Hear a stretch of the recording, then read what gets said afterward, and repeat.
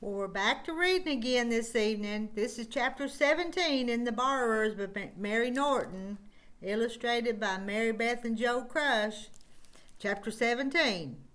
Mrs. Driver was short with Camp Furl that evening. She would not sit down and drink with him as usual, but stumped about the kitchen, looking at him sideways every now and again out of the corners of her eyes. He seemed uneasy, as indeed he was. There was a kind of menace in her silence, a hidden something which no one could ignore. Even Aunt Sophie had felt it when Mrs. Driver brought up her wine. She heard it in the clink of the decanter against the glass as Mrs. Driver drew the curtains. It was in the tremble of the floorboards as Mrs. Driver crossed the room, and in a click of the latch as Mrs. Driver closed the door. What's the matter with her now? Aunt Sophie wondered vaguely as delicately, ungreedily she poured the first glass. The boy had felt it too, from the way Mrs. Driver had stared at him as he sat haunched in the bath, from the way she soaped the sponge, and the way she said, "And now."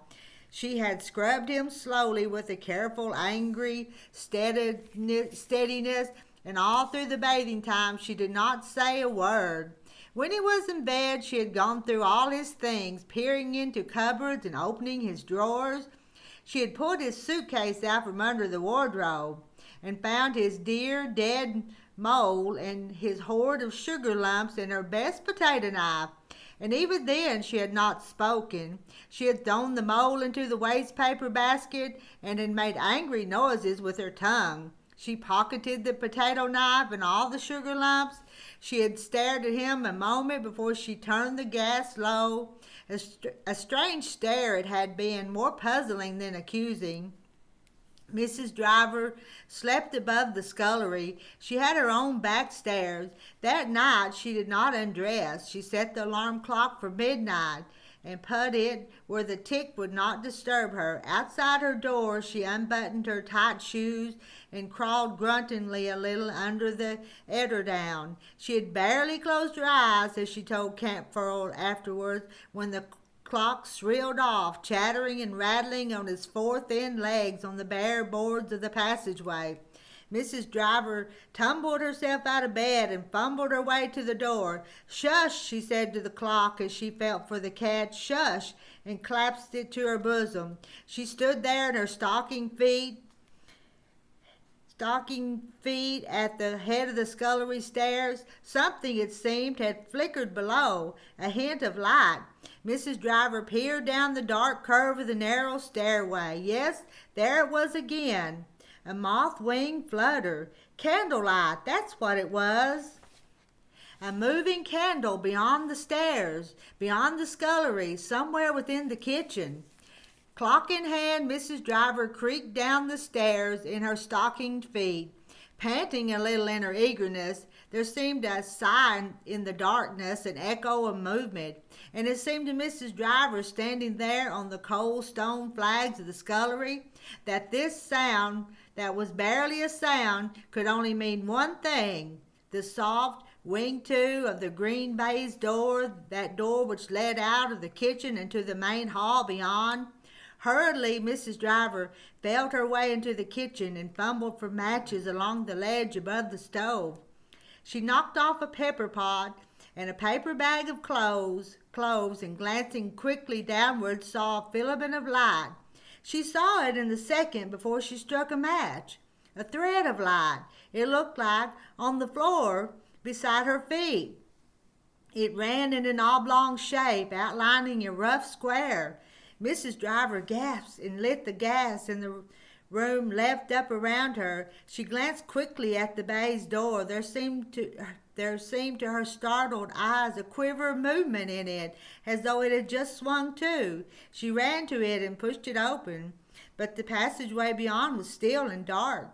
No flicker of shadow nor sound of distant footfall. She let the door fall to again and watched it as it swung back, slowly, regretfully, held by its heavy spring. Yes, that was the sound she had heard from the scullery, that sighing whisper like an inward breath. Cautiously clutching her skirts, Mrs. Driver moved toward the stove. An object lay there, something pinkish, on the floor beside the jutting board. Ah, she realized, that board. That was where the light had come from. She hesitated and glanced about the kitchen. Everything else looked normal and just as she had left it. The plates on the dresser, the saucepans on the wall, and the row of tea towels hanging symmetrically on their string above the stove. The pinkish object she saw now was a heart-shaped cash box, one that she knew well from the glassed-in tray table beside the fireplace in the drawing room. She picked it up. It was enamel and gold and set with tiny brilliants. Well, she began, and stooping swiftly with a sudden angry movement, she wrenched back the piece of floor. And then she shrieked, loud and long. She saw movement, a running, a scrambling, a fluttering. She heard a squeaking, a jabbering, and a gasping. Little people they looked like, with hands and feet, and mouths opening. That's what they looked like, but they couldn't be that, of course. Running here, there, and everywhere. Oh, oh, oh, she shrieked and felt behind for her a chair.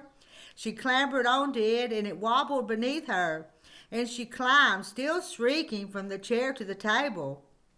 And there she stood, marooned, crying, gasping, and calling out for help until after hours, it seemed, there was a rattling at the scullery door. Camp Furl it was, roused at last by the light and the noise. What is it? He called. Let me in, but Mrs. Driver would not leave the table. A nest, she shouted. Alive and squeaking. Camp Furl threw his weight against the door and burst open the lock. He staggered, slightly dazed, into a kitchen, his corduroy trousers pulled on high over his nightshirt. Where? He cried, his eyes wide beneath his tousled hair. What sort of nest? Mrs. Driver, sobbing still with fright, pointed at the floor. Camp Furl walked over in his slow, deliberate way and stared down. He saw a hole in the floor, lined and cluttered with small objects. Children's toys. They looked like bits of rubbish, that was all. It's nothing, he said. After a moment, it's that boy, that's what it is. He stirred the contents with his foot, and all the partitions fell down.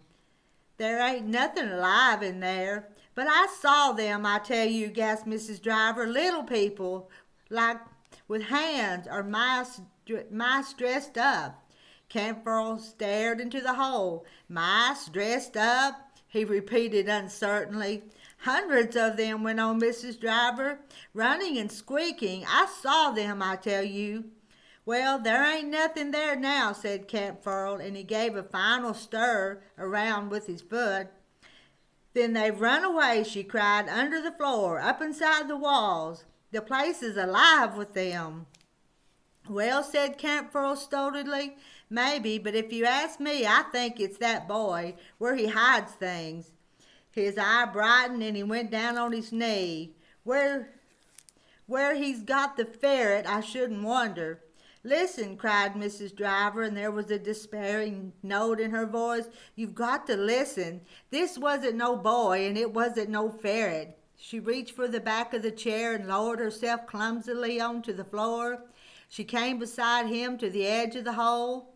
They had hands and faces, I tell you. Look, she said, pointing. See that? It's a bed. And now I come to think of it, one of them was in it. Now you come to think of it, said Camp Furl. Yes, went on Mrs. Driver firmly. And there's something else I come to think of. Remember that girl, Rosa Pickhatchet, the one that was simple? Well, simple or not, she saw one on the drawing room mantel with a beard. One what? Asked Camp Furl. Mrs. Driver glared at him. What I've been telling you about. One of these. Mice dressed up? Asked Camp Furl. Not mice, Mrs. Driver almost shouted. Mice don't have beards. But you said, began Camp Furl. Yes, I know I said it. Not that these had beards, but what would you call them? What could they be but mice? Not so loud, whispered Camp Furl. You'll wake the house up. They can't hear, said Mrs. Driver, not through the baize door. She went to the stove and picked up the fire tongs. And what if they do? We ain't done nothing. Move over, she went on, and let me get at the hole. Show you the illustration. See what she's gonna do. One by one, Mrs. Driver picked things out with many shocked gasps, cries of amazement, and did you evers, she made 2 piles on the floor, one of valuables and one what she called rubbish. Curious objects dangled from the tongs. Would you believe it? Her best lace handkerchiefs. Look, here's another and another. And my big mattress needle, I knew I had one. My silver thimble, if you please, and one of hers. And look, oh my, at the wools, the cottons. No wonder you can never find a spool of white cotton if you want one. Potatoes, nuts, look at this, a pot of caviar. No, it's too much. It really is. Doll chairs, tables, and look at all this blotting paper. So that's where it goes. Oh, my goodness gracious, she cried suddenly, her eyes staring. What's this? Mrs. Driver laid down the tongs and leaned over the hole, tentatively and fearfully as though afraid of being stung. It's a watch, an emerald watch, her watch, and she had never missed it. Her voice rose, and it's going. Look, you can see by the kitchen clock, 25 past 12. Mrs. Driver sat down suddenly on a hard chair.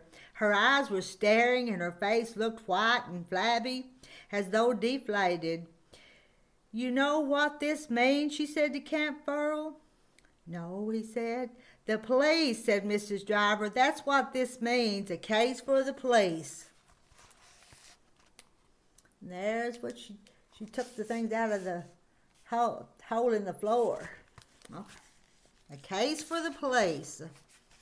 And that's the end of chapter 17. We'll read chapter 18 next time.